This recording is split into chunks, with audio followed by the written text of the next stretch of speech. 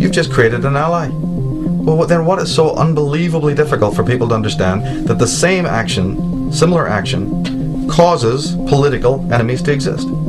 You create your enemies. In fact, you might even have your own men in there, running the government in order to make these enemies. This is how this dialectic works. Now, in the field of pop music and rock and all of these things, I don't approach it from a Christian point of view, so I'm not going to sort of hammer these people just because they've seen wearing a pentagram one day, or they dress in black or something nonsensical, like a lot of the Christians, who try their best to critique this stuff. Unfortunately, they get like way off, in my opinion, and basically it comes into hammering their own theories. You're going to have to be very impartial when you investigate occult matters. Christianity is an occult agenda which has been used by the mind controllers endlessly. Wasn't it Mark Hinckley or David Chapman was involved in some Christian network? I know he looked after children.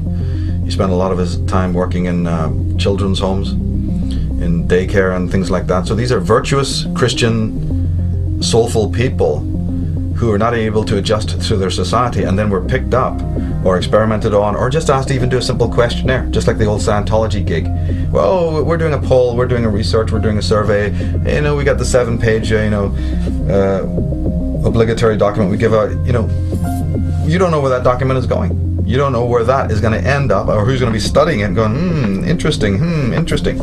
Then they file them away and use them whenever they need it. This is exactly how it happens. You have to be very careful with all of this. Who knows where that gigantic Scientology, join-up sort of questionnaire thing is really going?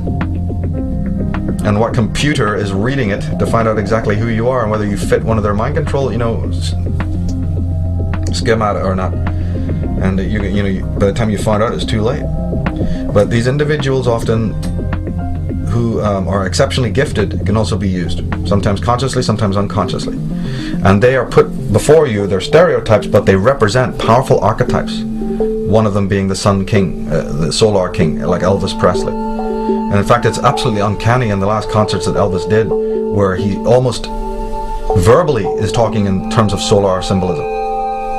If you can decode what he was saying on stage at some of the last concerts that he did, it's absolutely remarkable how much solar symbolism he's using, unbeknownst to himself, which is again how the archetype works through the stereotype. And one of the key things is that when the Solar King is about to die or end his cycle, some of the mythologies, not all of them, but some traditions claim that the sun must die in water, in some kind of plunge bath or in some kind of lake. And if you open some very early, pictures of alchemy that are woodcuts, you can find these online, you will literally see that. You will see the king in his old age immersed in water. And where have we seen that before? Jim Morrison, perhaps, Brian Jones. There's a whole, even the concept of dying on your own vomit or dying in alcohol, you see, in your lungs, is a water-based ritual type of thing going on here.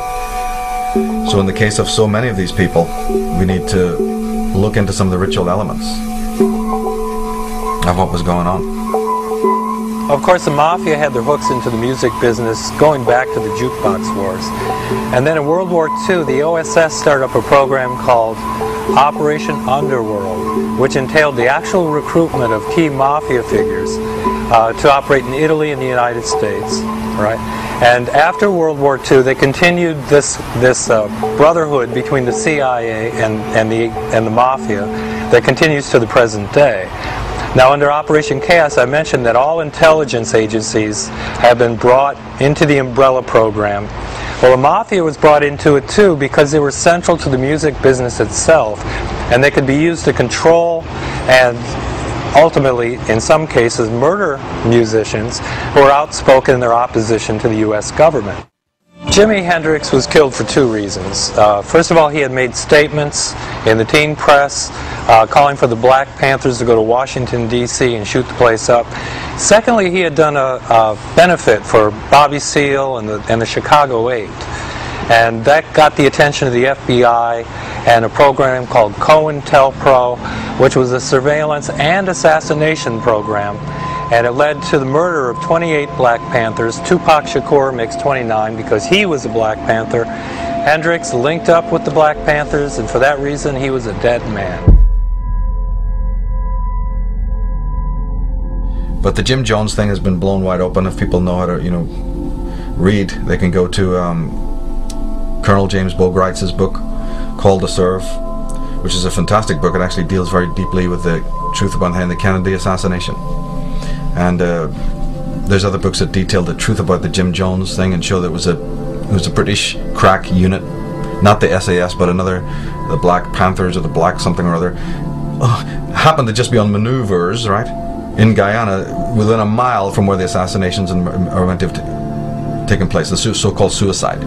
If anybody believes that, I mean, they need their head examined. But it just turns out that when you really do the research, you find that some crack secret operational, crack squad of British troopers are on location in Guyana at that time, and it vanished as mysteriously as they came, and the investigation never covered their presence. So all the way across the quasi understanding of religion and cultism. I think we were talking earlier about how you said the cults were studied by the marketing men, the media, straight commercialistic people to see about allegiances, so they could start, infiltrating their own commercials for stupid cars and stuff like that with this cultish sense of this imagery, to engender belonging, in the sense of belonging, all that tribal stuff again.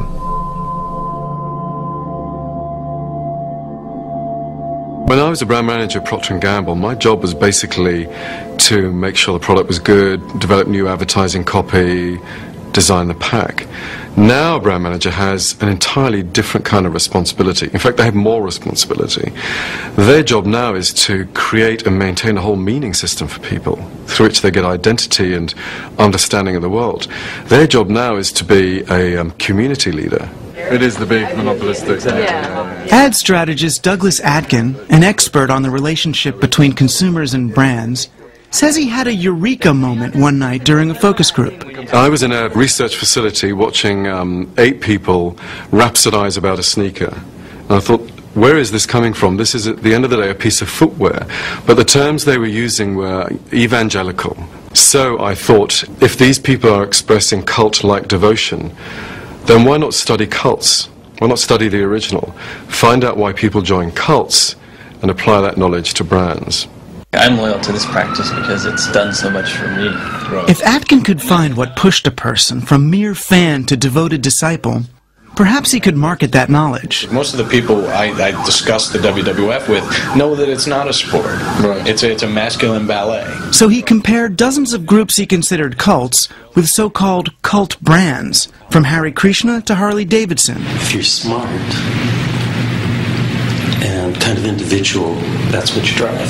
From Falun Gong to Mac. I think there's something about Mac users, like they get it.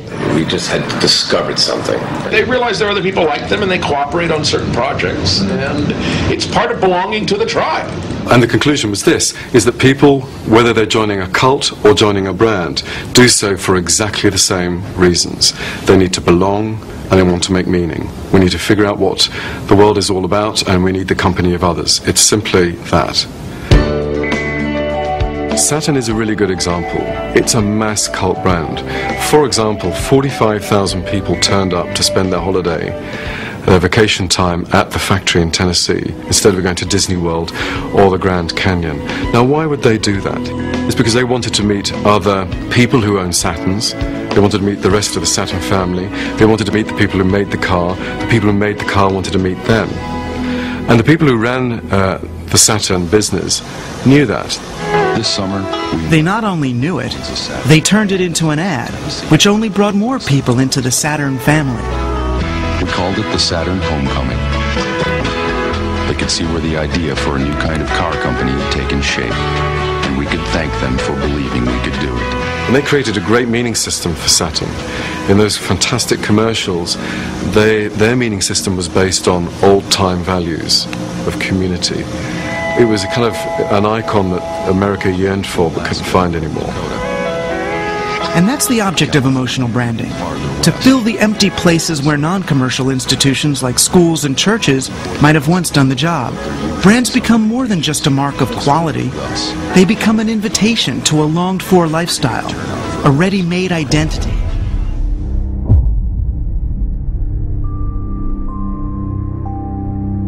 So as long as man has not got a center, as long as he's, divorced from his own center, not aware about how his consciousness has been manipulated, he will remain open to this kind of manipulation. Fantastic comment on this in Lord of the Rings. They didn't bring it out in the movie, except in one very short line, which is hard to miss, but in the book they emphasize it very, very prominently, that when they approaching the wizard Saruman, who's a character in the story who's basically was a good man turned evil,